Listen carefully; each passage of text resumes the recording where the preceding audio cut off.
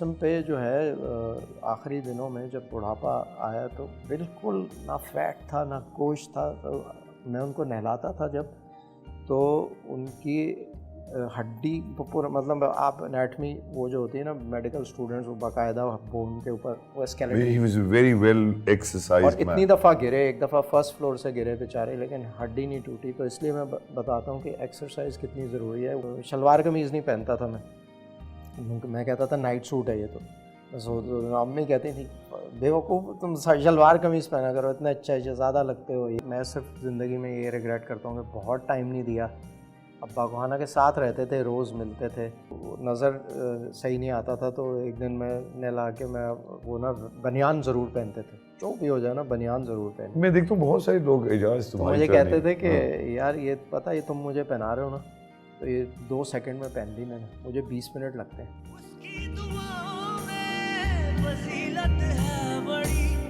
खिदमत कर लो उसकी, वक्त ये है अभी। उसकी दुआओं में फजीलत है बड़ी, खिदमत कर लो उसकी, वक्त ये है अभी। वालदा का कितना इन्फ्लुएंस है तुम्हारी पर्सनालिटी में?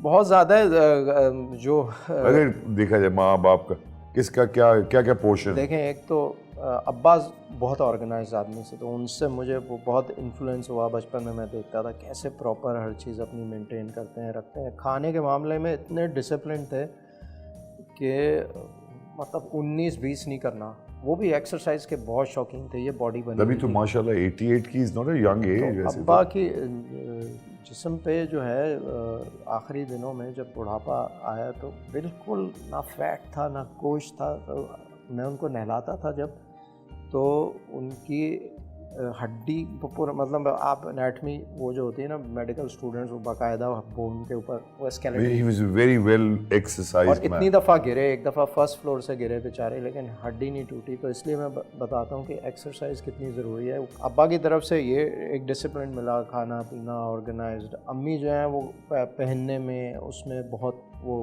पर्टिकुलर Meticulous होती थी कि यार ये जूते जो हैं सही पहनो, बाहर जा रहे हो ठीक जूते पहनो, ये क्या पहन लिया तुमने।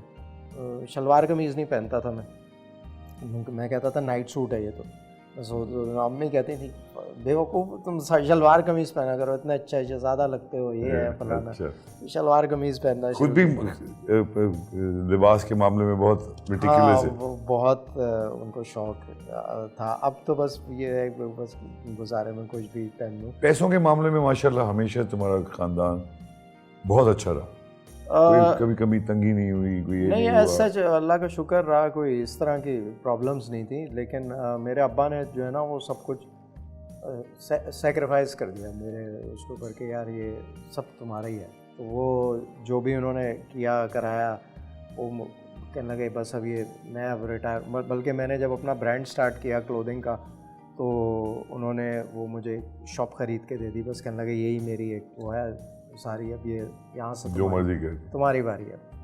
तो अपना काम भी करते थे, फिर आके मेरी शॉप पे बैठते थे कि तुम जाओ शूटिंग करो अपनी। मैं मिला हूँ तो कई दफ़ा उनसे। हाँ, वहीं बैठते थे, सब दोस्त वहीं पे मिलते थे, सबसे वहीं दोस्तियाँ हुई उनकी। फिर वो उनको बिठा लेते थे, फिर उनकी अलग एक दोस्ती चल रही होती थी। ये सूट्स वूट्स का काम जब तुमने शुरू किया, हाँ, और जब ये क्लोथिंग अभी भी चल रहा है वो? अब मैंने क्लोथिंग का तो मैंने बीच में रोक दिया था, but now I have my own skin care brand और skin care health care fragrances अभी हमने रिसेंटली लॉन्च किए हैं। तो वो एक बहुत अच्छा रिस्पॉन्स है, तो अब उसी में मैं एक्सपेंड करें। सो वालदा का डेथ के बाद, आपके वालिद की डेथ के बाद कैसे कोप किया उन्होंने?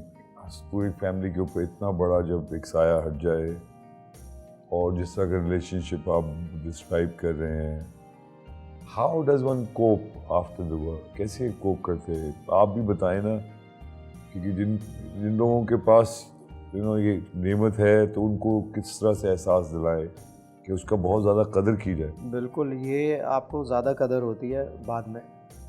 अब मैं सिर्फ ज़िंदगी में ये रिग्रेट करता हूँ कि बहुत टाइम नहीं दिया अब्बा को। हालांकि साथ रहते थे, रोज़ मिलते थे, लेकिन एक होता है ना कि बहुत ज़्यादा टाइम स्पेंड तुमने करना। कभी उनको कहा तुम्हारी कैसा रिलेशनशिप था?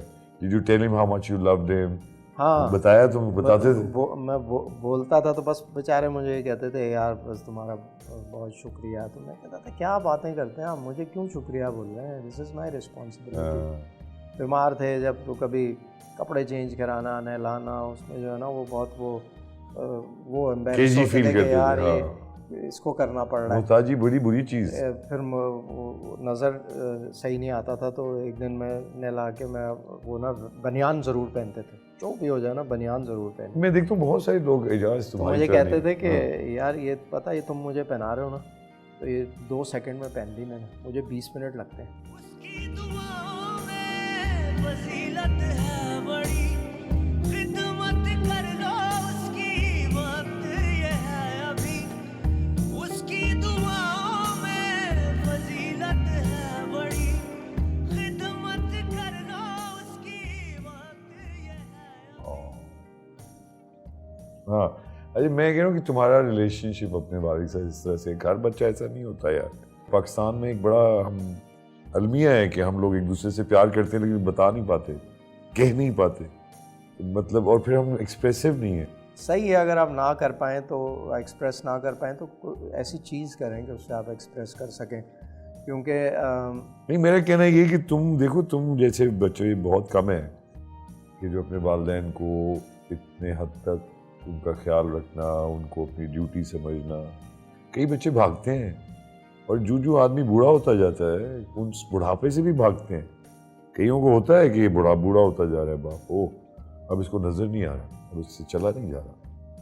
ये चीज़ें भी बड़ी टाइम तो होता है जब आपको माँ बाप को आपकी ज़रूरत लेकिन है। ये एक तरह से तकलीफ भी होती है औलाद को कि ये देखना हाँ, अपने सामने ही। वो होती है तकलीफ़। वो फिर ये होता है कि किसी तरह सही हो जाए, ठीक हो जाए। और मैं आपको बताऊं, वो माँ बाप जब होते हैं तो वो अपनी औलाद के लिए हर लम्हा दुआ कर रहे होते हैं। आप अगर उनके लिए कुछ अच्छा करते हैं तो दिल से दुआ सिर्फ माँ या बाप ही कर सकते हैं, और कोई दुनिया में ये शख्स तुम्हारे नहीं अपने है। बेटे के साथ रिलेशनशिप कैसी है अगर मैं बहुत पूछूं? अच्छी है, बहुत फ्रेंडली है। उसी तरह रखी वो तुमने? भी वो उल्टा मेरा वो चीज़ों का वो ख्याल कर रहा होता है कि यार ये देखें ये ज़रा मैं सा। सुना तो बहुत बिगाड़ा नहीं उसको तुमने? नहीं, वो इतना सीधा आदमी है, वो मतलब वो उसको बिगाड़ने की कोशिश भी करो ना तो वो उल्टा कहता है क्यों, ये क्यों करूँ, अच्छा ये वो काम क्यों करूँ मैं। हाँ कभी मैं उसको बोलता हूँ कि यार ये बोल दो उसको, जैसे डॉक्टर के पास गए तो उसको बता दो कि यार ये मैं कह रहा है जितना है ना मैं उतना बताऊँगा, मैं झूठ क्यों बोलूँ। सो मैं कहता हूँ झूठ नहीं है, ये ठीक, पैदा ही ऐसे होते हैं लोग, पैदा ही ऐसे हुआ है। हैं? बच्चे जो है ना वो किसके ऊपर गया है ज्यादा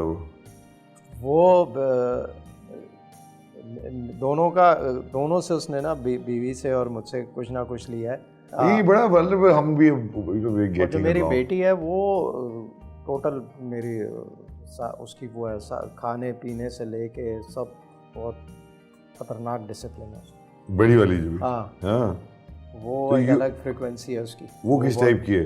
वो बहुत सख्त? फोकस एक्सट्रीम, मतलब ऐसा फोकस है कि आगे 10 साल मैंने ये तो किस क्या किस्म, ये फोकस किस चीज पे है? काम और करियर कि क्या मैंने करना है, क्या मैंने बनना है। ये 14-15 साल की एज से उसने लाइन पकड़ी हुई है, डिसाइड किया, और वो उसको ही फॉलो कर रही है। और उसी के अंदर ये जो बेटा है ना मेरा, इसका वैसे बहुत अपने उसमें डिसिप्लिन, लेकिन ये करियर में कई दफ़ा ये वो इधर- ऐसा हुआ कि अब ये कर लेता हूँ, अब इसकी वो अब होती क्या है, कर रहा है? अब बिजनेस पढ़ रहा है, तो अब उसको है कि मैं कुछ करूँगा रियल एस्टेट में काम, और गाड़ियों का शौक़ है उसको शदीद किस्म का, तो वो कुछ करता रहता है अपने जहन में ये चीज़ें हैं। अम्मा के साथ कितना टाइम गुजार रहे हो? अम्मा के साथ गुजारता हूँ टाइम, अच्छा टाइम। क्या करते हो अम्मा के साथ? टीवी देखते हो? टीवी देख रही होती हैं, शाम को ड्रामे देखती हैं। माओ से बात क्या करे आदमी? क्या तो- कुछ तुम्हें आज के पता चल रही माँ से क्या बात की? ऐसी क्या? बड़ा टाइम लगा है, माँ क्या बात कर, चलना दफा हो जाए इधर से। हैं? नहीं, वो जनरलाइज जैसे जो डेली सिचुएशंस होती हैं उसके ऊपर बात हो रही होती है कि फिर कुछ रिश्तेदारों के ऊपर कि वो अच्छा उसने ये कर लिया, उसने वो उसका माँ की बच्चा सबसे यहाँ अच्छी से- बात क्या लगती है तुझे? हर चीज़ एब्जॉर्ब कर लेती है। कोई मतलब कोई सिचुएशन हो, कुछ हो, बड़े से बड़ा शौक?